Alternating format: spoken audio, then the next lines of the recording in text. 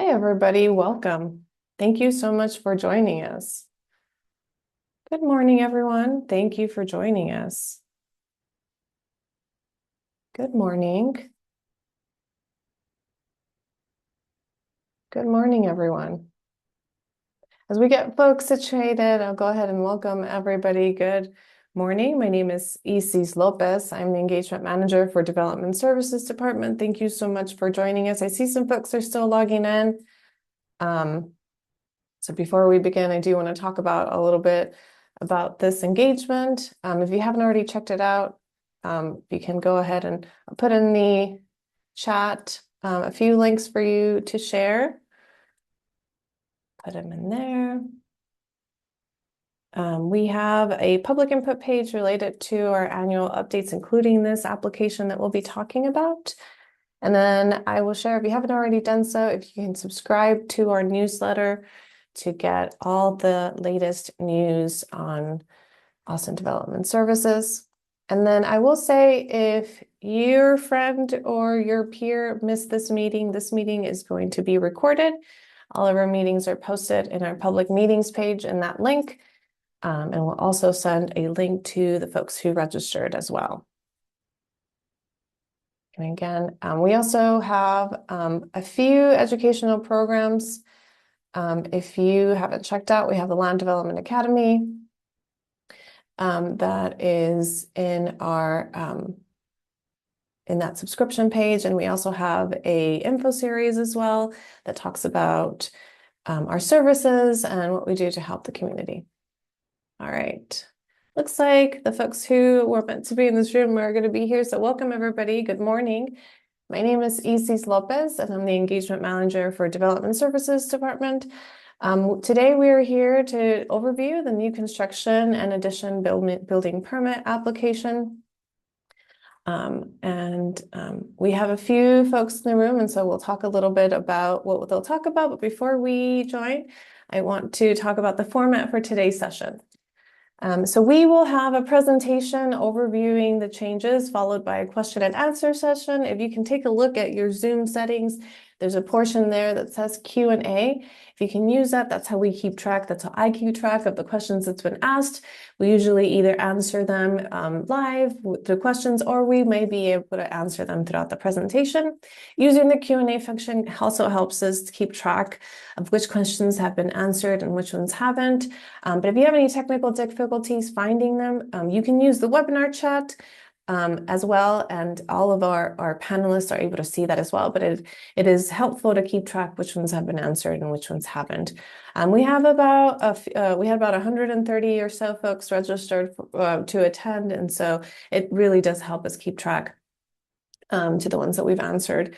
And then if you haven't already, check out our public input page. It's publicinput.com/DSD annual updates. You can see a copy of the application that we will overview today, so you can follow along. It's in our document section. And then you can also, we'll see other applications that will be updated in our new annual cycle. Those are available as well. And if you want to leave any comments or feedback, there's a portion in there that you can take a look at as well. So if you have any questions or run through any technical difficulties, go ahead and send us a chat, and myself or any of my colleagues will be able to help you out as well.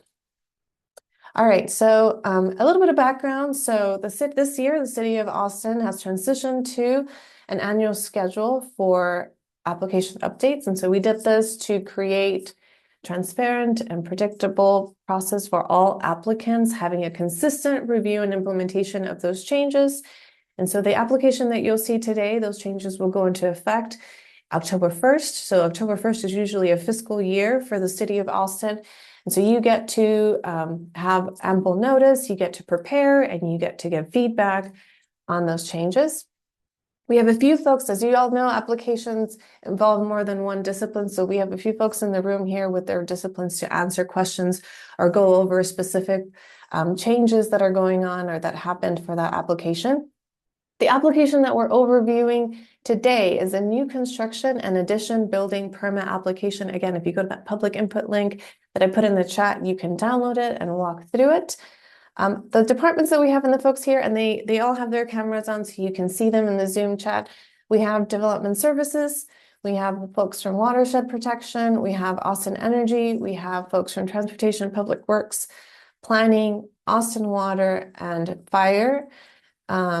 If we don't get to all of the questions, or if we don't get to all of your concerns or questions, we will note those down and get back to you, and make sure that we get those answered. All right. The other thing I'll say, before I get started, before I turn it over to my colleague Natalia, is that you can participate again through that public input page. We are receiving input for this particular application, the new construction and addition building permit application, until the end of the week.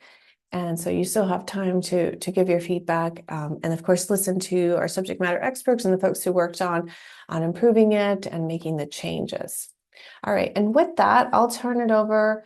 You'll see our panelists will probably turn off their cameras as Natalia presents. I'll turn it over to Natalia Rodriguez, who will walk us through the presentation. Natalia, good morning. Hi, good morning, everyone. My name is Natalia Rodriguez. I am the Acting Development Services Manager with Austin Development Services, and I am the project lead for the updates to the residential new construction and addition building permit application. Over the past year, I've partnered closely with our subject matter experts and have been guiding both the implementation and ongoing improvements to this application. The draft version that we will present today reflects preliminary input from customers, applicants, and stakeholders. So as the team started working through the changes, we had three primary goals. One, update the application to catch up with existing code and criteria and existing and proposed improvements and procedures. Two, improve the user experience for our customers and staff. And three, align the application with department, city, and federal standards. To meet these goals, the biggest improvements that we made to the application are revising the application to meet the city's target reading grade level, which is between a 6th and 8th grade reading level, reorganizing the document to make the information, requirements, and questions easy to follow and complete by our customers. And this reorganization also improves staff's ability to accurately review the application. So now I'm going to open up the draft application. Let me share screen. Got it. Okay. So I'm going to walk you through each section and provide an overview of the changes and updates. As we move through the application, if you do have any questions, please place them in the Q&A so we may review them as we complete the presentation. And so before diving into the application, I do want to highlight that we are currently working on ensuring all of our department's PDFs meet federal accessibility standards. This includes making some additional changes to the application, like table structures, to make them more accessible to screen readers and increasing the font size. So not all changes are reflected in this particular draft version. So some of the final posted applications may have additional pages to accommodate those changes. And so as we go through the application, you're going to see sections that are highlighted. These are either a new question or an updated process, and we will go into more detail for those changes today. Everything else comes from the existing application, but may be modified to meet the project or to meet the goals of the project. So for the residential new construction and addition building permit application, this is for new construction, addition, and/or addition remodel within the City of Austin's full purpose and limited purpose jurisdiction. And so what we put at the beginning of the application, if you want to learn more about our residential building permits, how to complete the application, how to schedule an information appointment with staff, you can visit the residential review webpage. So all of our applications will have some basic information right here at the top. And then it'll start diving into each individual section. So for section 1, project information, again, this is coming from the existing application. So you'll have the project address, legal description, zoning district.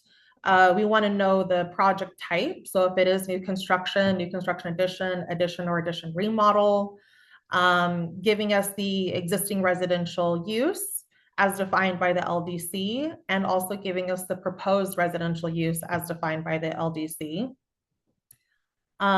You'll also provide us the existing number of bedrooms as well as the number of bedrooms upon completion, and the existing number of bathrooms and the number of bathrooms upon completion.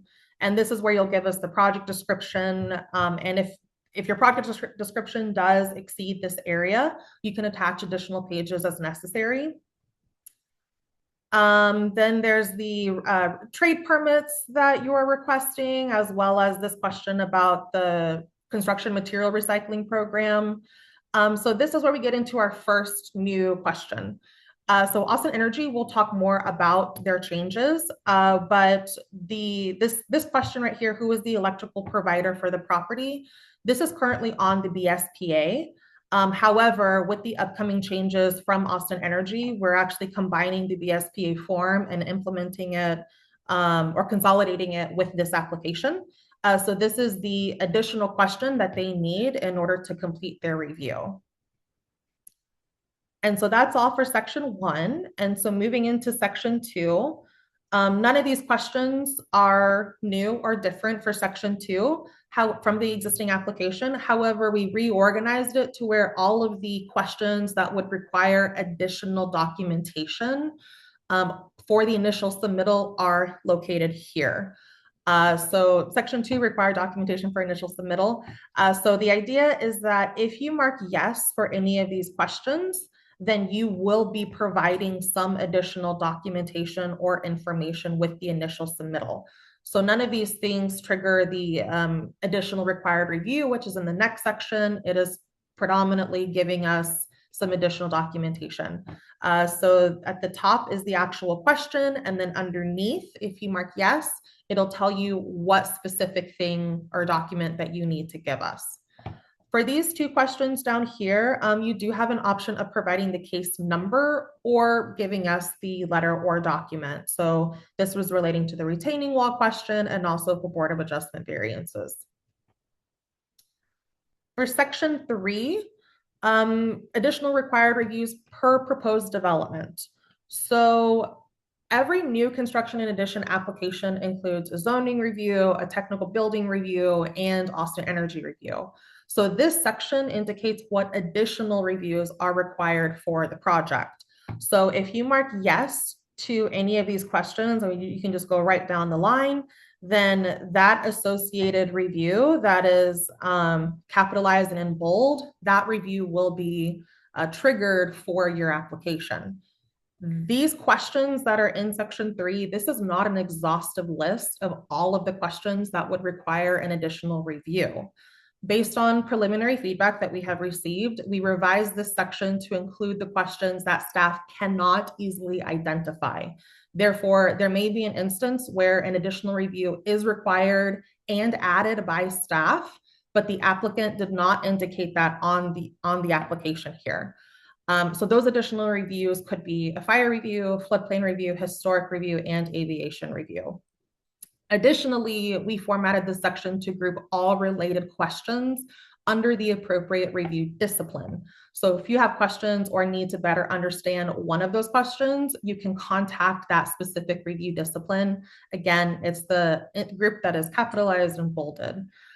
For the sake of time, I'm not going to go through every single question, but know that we did look at every single question and revised it to meet the goals of the project. But I'm going to go into more detail about the questions that are highlighted. So for Austin Fire and Wildland Urban Interface Review, we have 2 new questions and 1 updated question.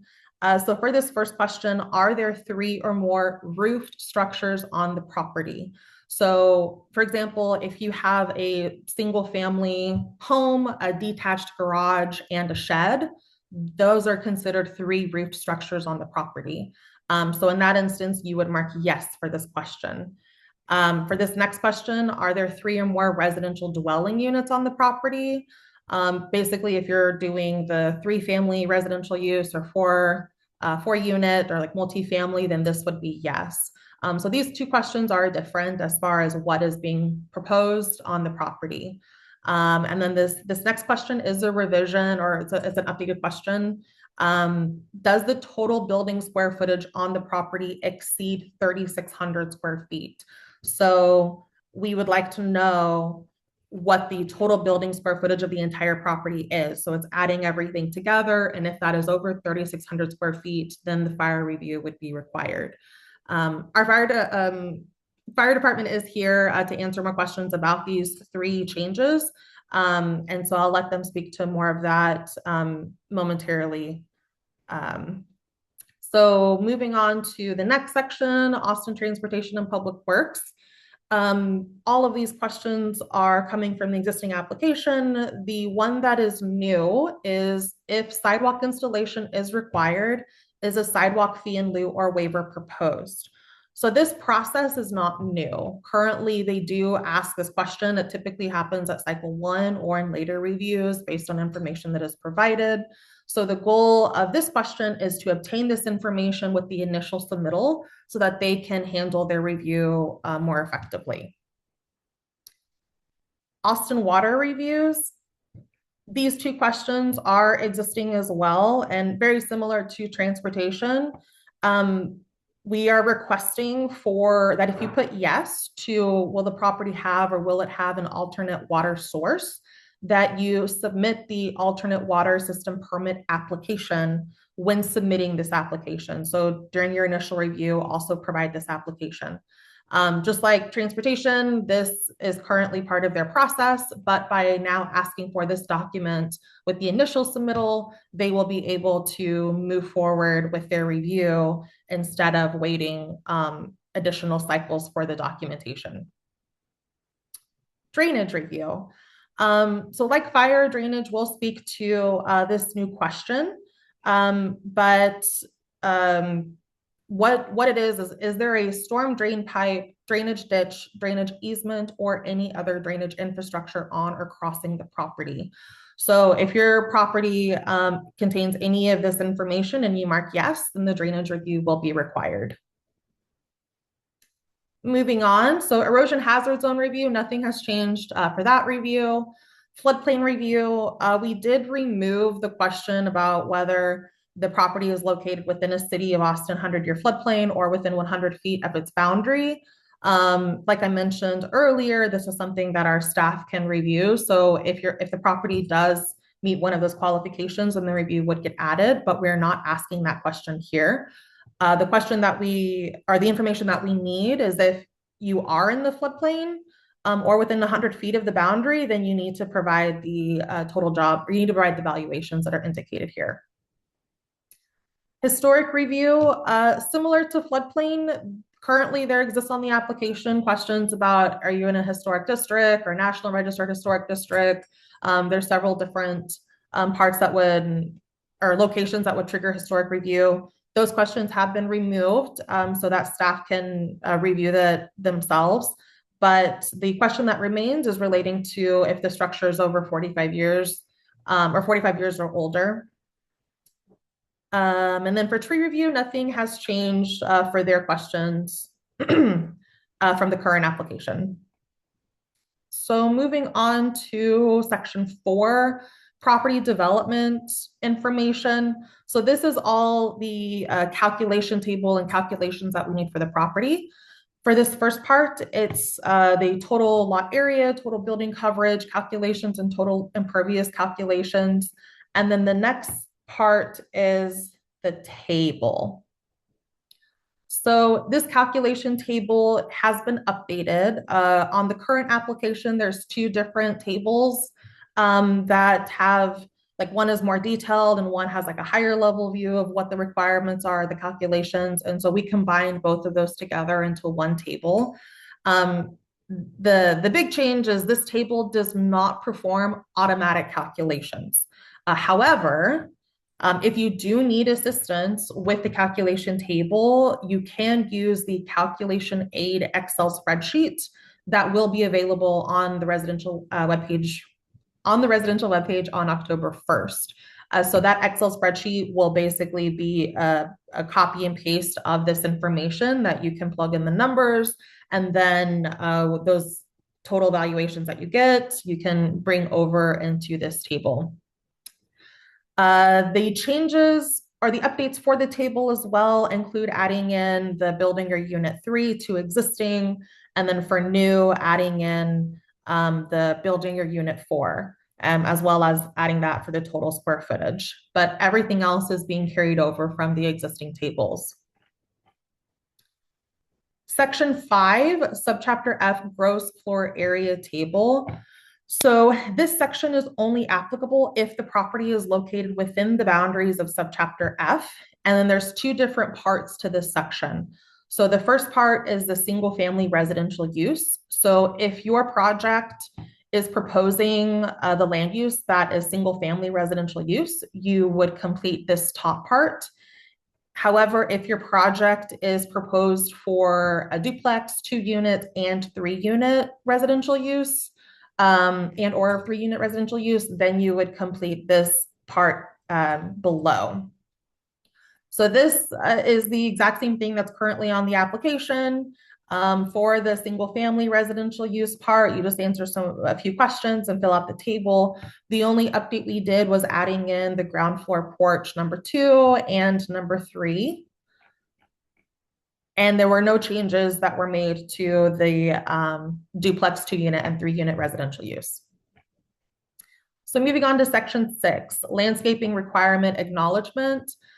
So this section must be completed for every single application.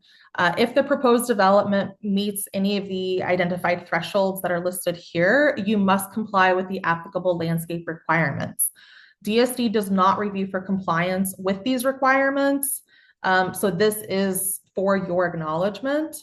And to complete this section, you'll just either choose that your project meets the threshold and is subject to the applicable landscape requirements, or your project does not meet the threshold. So basically, once you fill out one of these, then section 6 is complete. Moving on to section 7. So this is applicant information. It's the same thing that we currently have on the application. The applicant is the primary contact for the application, so it's really important to complete that information. Section 8, owner information and authorization. So we combined 2 different areas together. So the owner will provide their contact information here. And if the owner is requesting someone else to act on their behalf as the applicant, then they'll complete this section here. If the applicant is the owner, they do not need to authorize it for themselves. So then they'll click here, and the owner, you would not need to sign this. But again, if the owner is having someone else act on their behalf, then they'll sign this section here, which gives the hired agent the ability to act on their behalf. Section 9, application and permit acknowledgements. So these acknowledgements are required for all of our applications, residential building permit applications. So this is what's currently on the existing application. And just like currently, you'll check all these boxes. And then at the very end, the applicant will sign acknowledging this information. If the applicant is the owner, you'll just click on this box. But if the owner is not the applicant, then the owner will sign here as well. And that is the end of the changes for the application. Thanks, Natalia. Let me go ahead and go back and sharing our presentation. There's a few reminders that this presentation is being recorded. So in case you missed any of that explanation, we will be posted in our public meetings page. I posted the link in the chat, and we'll also send it to the folks who registered. If you didn't get a chance to get everything, that copy of the application is in that public meetings page. Again, if you want to walk along and go through it. and test it out, you can as well. At this point, I'll turn it over to Yvonne Espinosa with Austin Fire to go overview some of the changes from Austin Fire. Yvonne? Thank you. Good morning, everyone. I am Yvonne Espinosa with Austin Fire. I'm the managing engineer over engineering and plan review. As Natalia mentioned, there are 3 questions. 2 of them were new and 1 added for fire. Can you go to the next slide?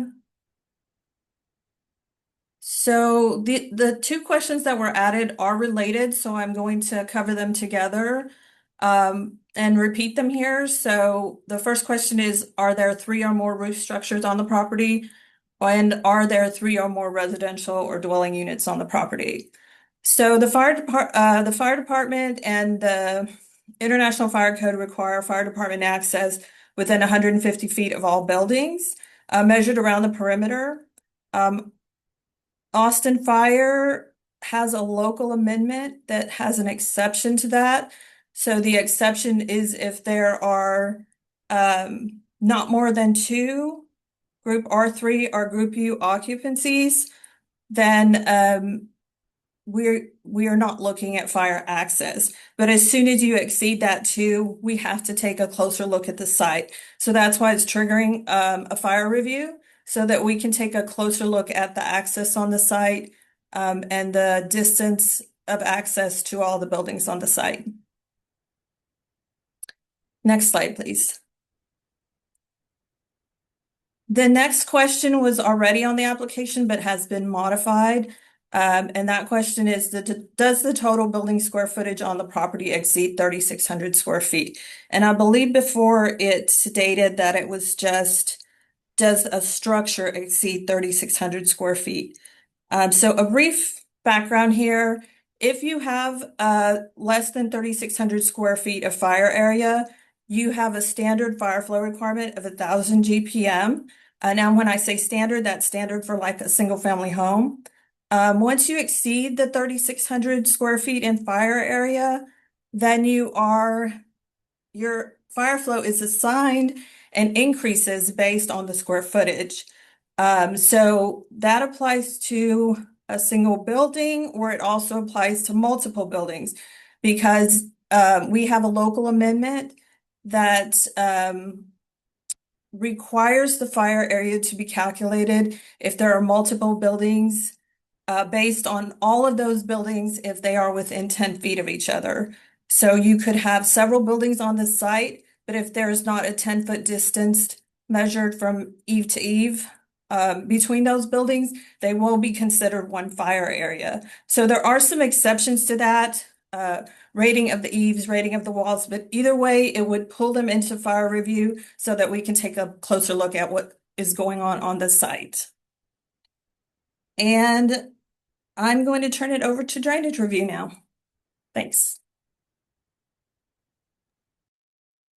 Hello, my name is Kenna Pierce. I'm the Drainage Engineering and Water Quality Review Supervisor in Austin Development Services. Glenn? Good morning. Glenn Tappender with Watershed Protection Department. I'm a consulting engineer, and a lot of these things come across my desk, so that's how I got involved. Thanks. Kenna, back to you. Thank you. Can you go back? Oh, there we go. All right. So my group performs grading and drainage reviews for building permits. Not every application has a grading and drainage review. These 3 questions are what will trigger a grading and drainage review, usually. As Natalia said, they have grouped them all together now on the application. Previously, they were kind of spread throughout. So the first one that is basically the same as the last application is a storm drain inlet located within 10 feet of a proposed driveway, right? This is important for drainage because sometimes driveways and inlets don't get along and will affect the flow of the water on the road. The next one is there a storm drain pipe, drainage ditch, drainage easement, or any other drainage infrastructure on or crossing the property? This is also not a new question. It was, though, at the very end of the application, frequently ignored. So they've moved it up into this group. And if you get a yes on this, if you answer yes on this question, a grading and drainage review is also triggered. It's very important that, you know, your development on the property not affect any existing drainage infrastructure, because that's really bad if we have to come in and maintain it and your house is on top of it, or your patio or whatever, right? So that's really important to know. The last question is a new question, and it's a result of the exciting residential infill and home 2 changes. So is the project a residential infill lot approved under the modified drainage regulations? And if the answer is yes, then we would like the subdivision case number. And if it is, then you get a grading and drainage review. I would like to note that maybe you don't know the answers to these questions. And if that is the case, it's really a great idea to contact the land use assistance group, because we need to know these things up front. It causes problems if we don't find it out until later. So if you have any questions, please feel free to contact land use assistance or me, and we can look at your lot to see if any of these items affect it. I think now it's Austin Energy's turn. Thank you so much. Hi, good morning. Karen Watt is here with Austin Energy. I am a distribution construction lead for Austin Energy, and I just want to give you all some information that will be implemented starting October 1st. Next slide, please. So as of October 1st, the building service planning application, which is the BSPA form itself, is being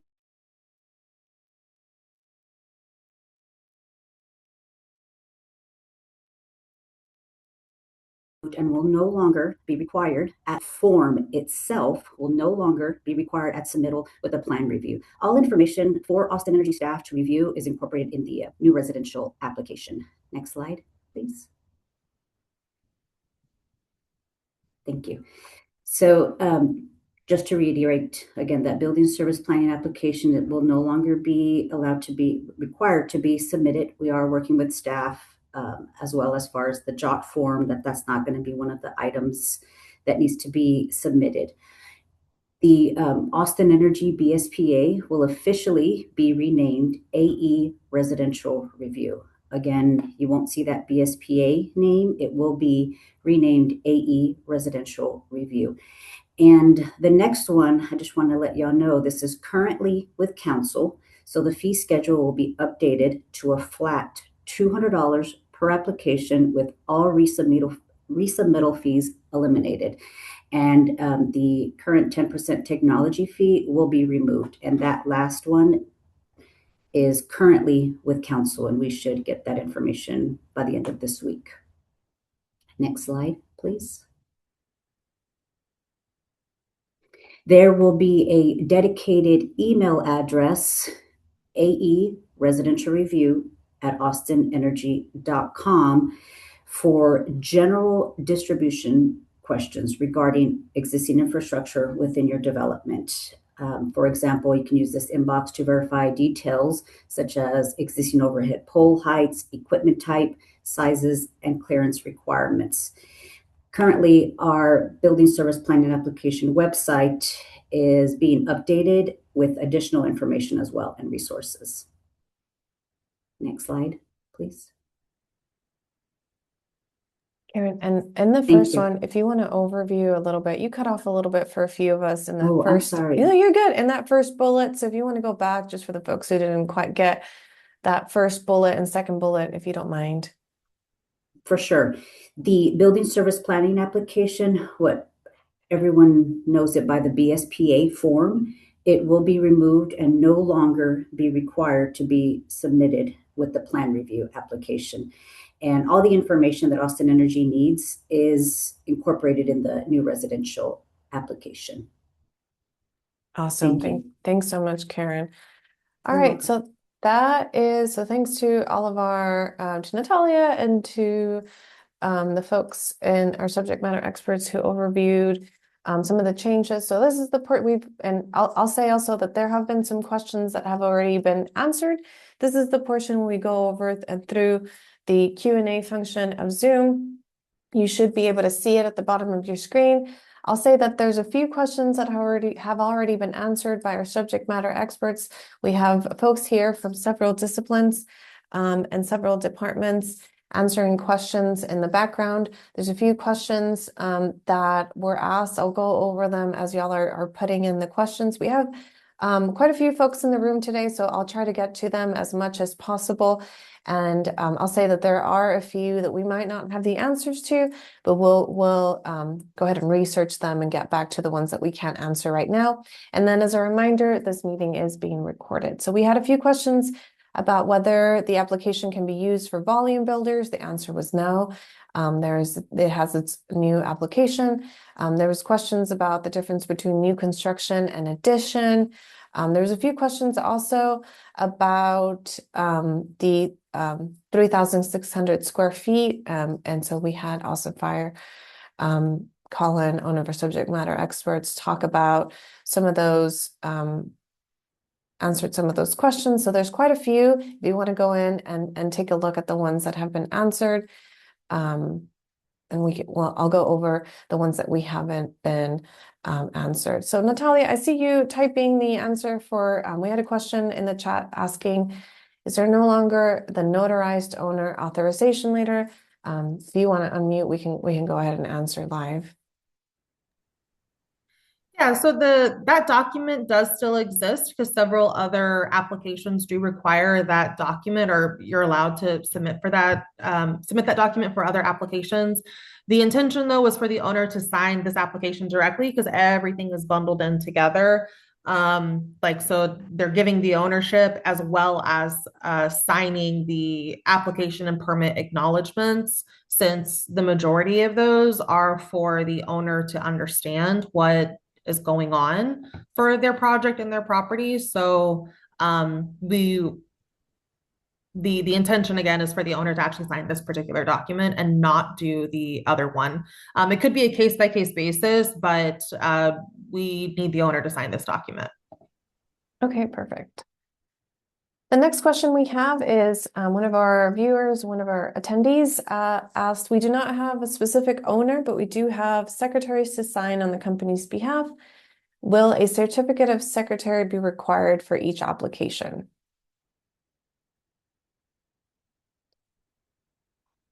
Does anybody know that answer?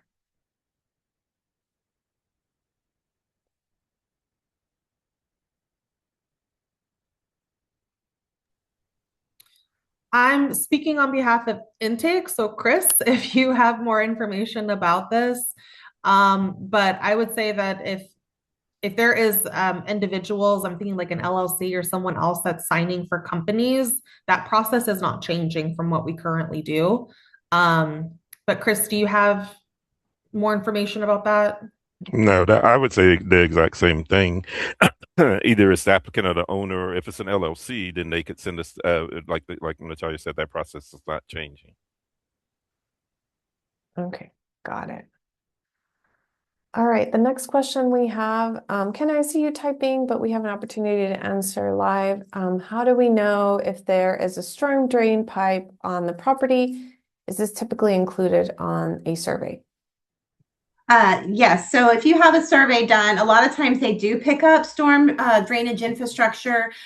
Pipes, of course, unless they're in an easement, can be hard for a surveyor to pick up.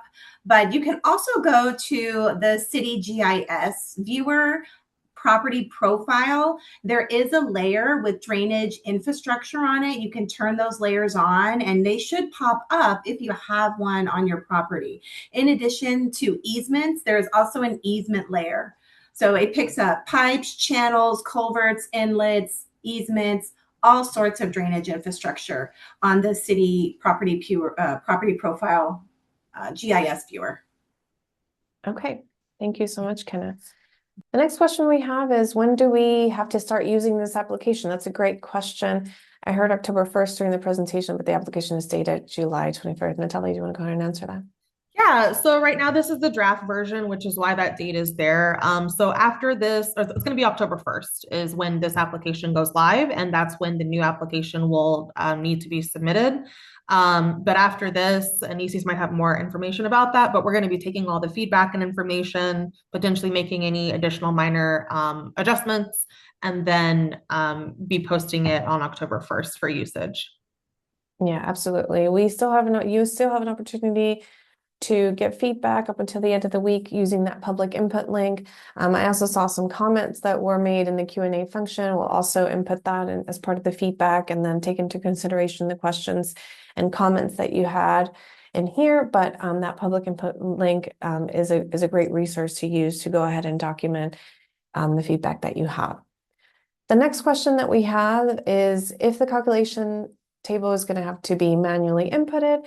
They asked to make an external sheet in a supplemental document to permit application instead of having to do both. Is there, Natalia, do you know if there's a possibility to have a supplemental document to the application? Can you speak a little bit more about that?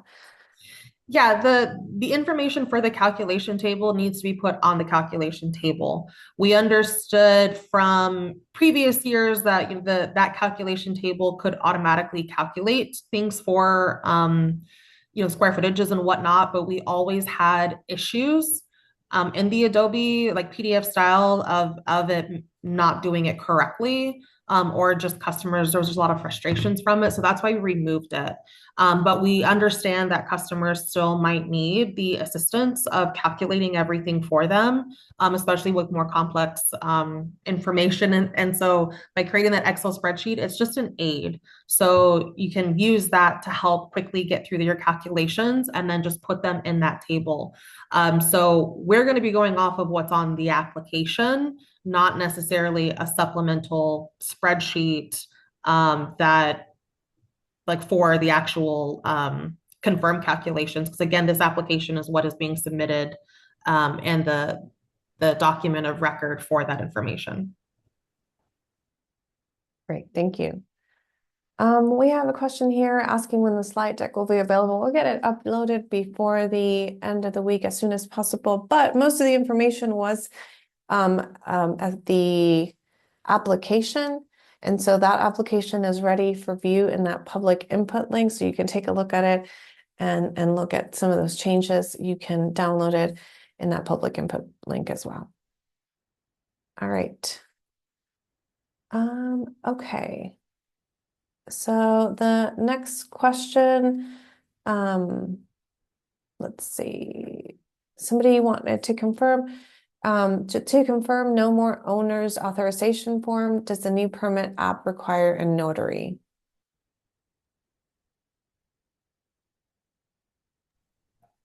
No, on the application, a notary is not required. So the owner can just do either their digital signature or wet signature, however kind of signature you need. But this document does not need a notary. Okay. And then going back to the calculations, Natalia, I'm not sure if you answered this already, but will the application eventually automatically calculate the final totals in the future?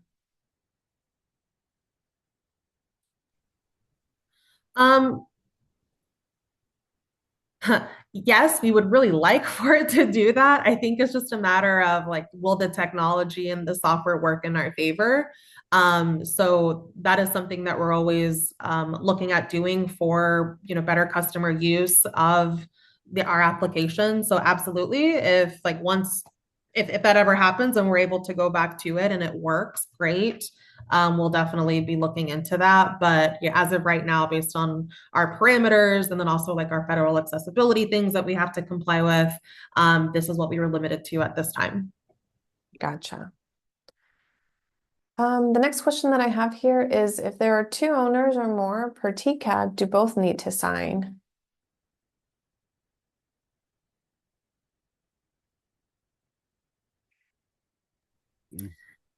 That's a great question. I'm going to defer to Chris. Yeah, that's very unusual. I would say one or the other are I mean, as long as I guess that's never happened. I don't see that at all.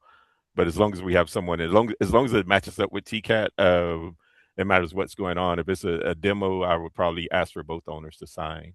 But if it's just something going on, like something going on in addition or something like that to the property, probably just as long as one of the owners match what we have in TCAT, as long as it's matching and it's not something totally different. Okay, great question.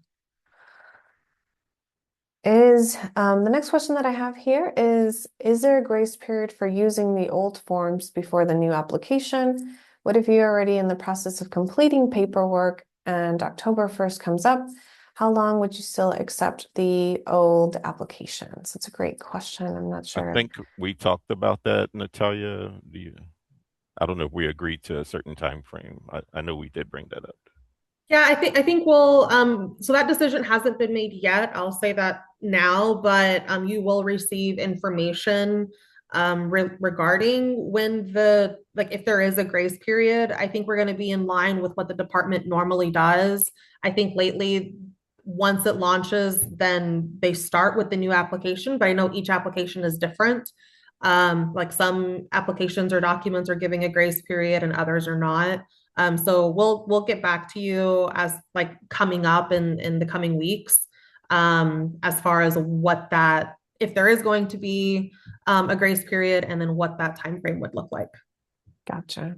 I mean, and then part of also giving ample notice of obviously the form is still in draft form and not finalized, but it gives you a good heads up as to what will be in the form coming implementation on October 1st. And so we'll definitely work with y'all on that. Thank you, Natalia.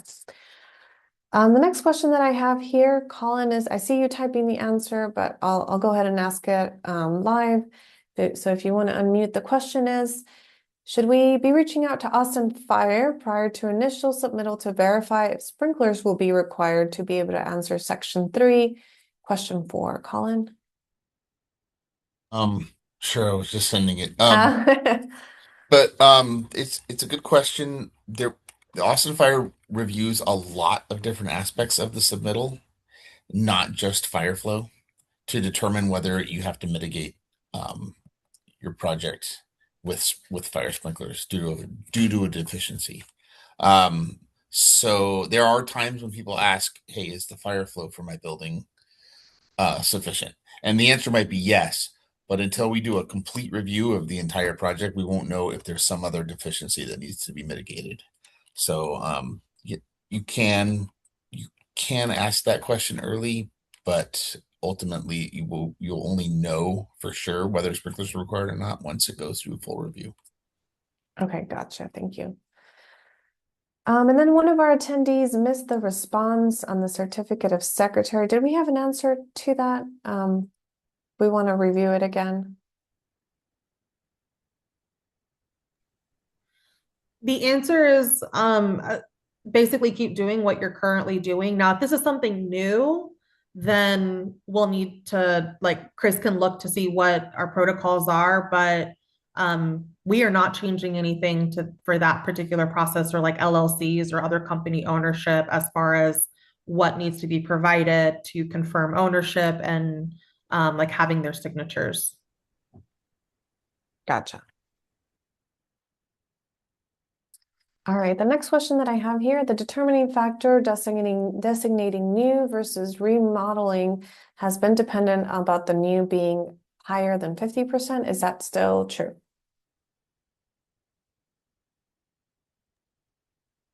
I'm struggling to figure out what everyone's meaning about these 50% requirements, because a lot comes into play. Overall, new construction is a new dwelling unit or a new detached structure. That's new construction. An addition is an addition to a pre-existing structure. If you're adding any square footage to a structure that already exists, and a remodel changes the existing conditioned area of a structure, that's not adding any new square footage. The 50% comes into play when you're needing a demolition permit, or if it's a legal non-complying structure. Typically, the 50% does not determine the project type. Hopefully that answers your question. Okay, thank you, Leah. If our attendee has more that they wanted to ask for the questions, please continue to use the Q&A function. We still have a few in the queue, and a few have been answered. Some of our subject matter experts have been typing those answers, so you can check out which ones have been answered, and I'll continue to run through the questions as we get them. So the next question that I have, our attendee is asking, we don't currently use or submit the calculation aid for square footage. Will it be required going forward?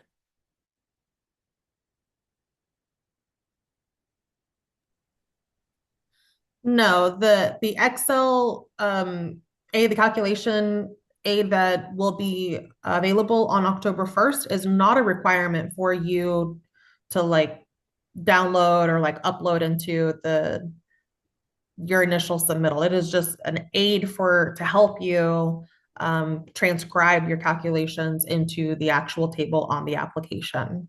So it is not an additional requirement.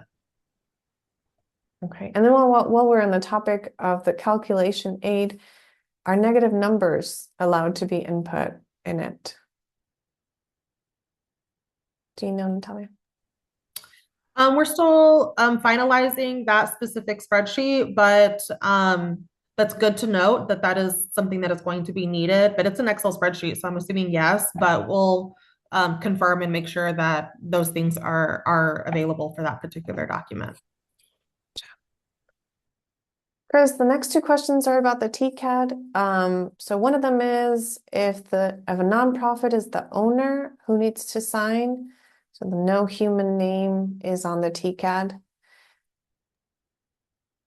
Like these are questions I've never had these situations. So it has to be someone in TCAT that matches the application. Legal would, if it doesn't have an owner's name, I don't know how we would even move forward with that. So until we get a nonprofit, we would probably have to have meetings with the executive team and legal and everybody to figure out how we're going to process that if it doesn't have an owner's name on it. But that would be something as we would have to take as they come in. I don't think we can make a umbrella rule until we would have to see how that situation works out and then figure it out. But I've never seen something that wasn't in TCAT. Okay, and then confirming, somebody wanted to double check and confirm if like a husband and wife are both listed on the TCAD, only one is needed to sign just to make sure that they sync up with the TCAD, correct? Correct. Okay, gotcha. Casey, All do you right. mind having me back really quickly? Yeah, absolutely. Thank you. I just wanted to speak about the negative numbers in the Excel chart. We've never allowed for that in the past. As Natalia said, we haven't made a decision yet, but I do not foresee us changing that.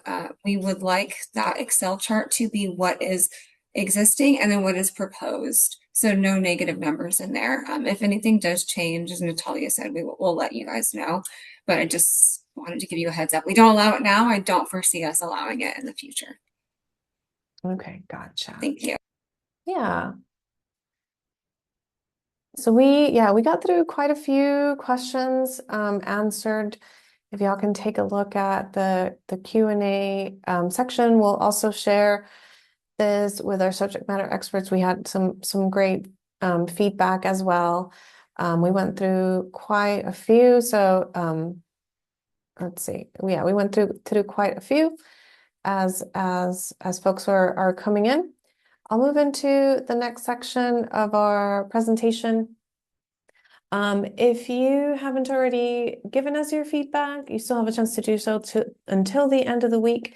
So if you want to check out publicinput.com/GSD annual updates, you can use the QR code there. I've shared that link in the chat as well. You can download and take a look at the application. You can test it out and then give us your feedback. We're collecting that through the end of the week. And then let us know how we did for this presentation.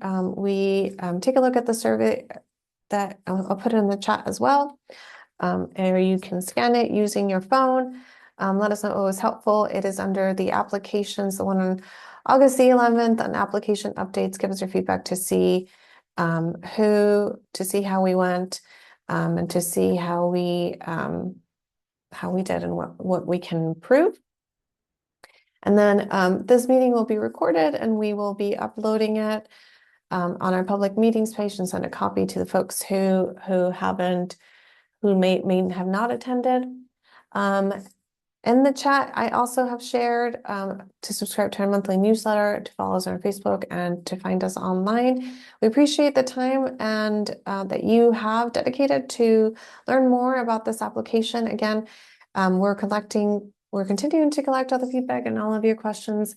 Appreciate the opportunity to meet with our subject matter experts who are here in the room. I'll go ahead and stop sharing my screen so that y'all can see them right as they turn on their screen, right as we log off. Appreciate the folks who attended and your time.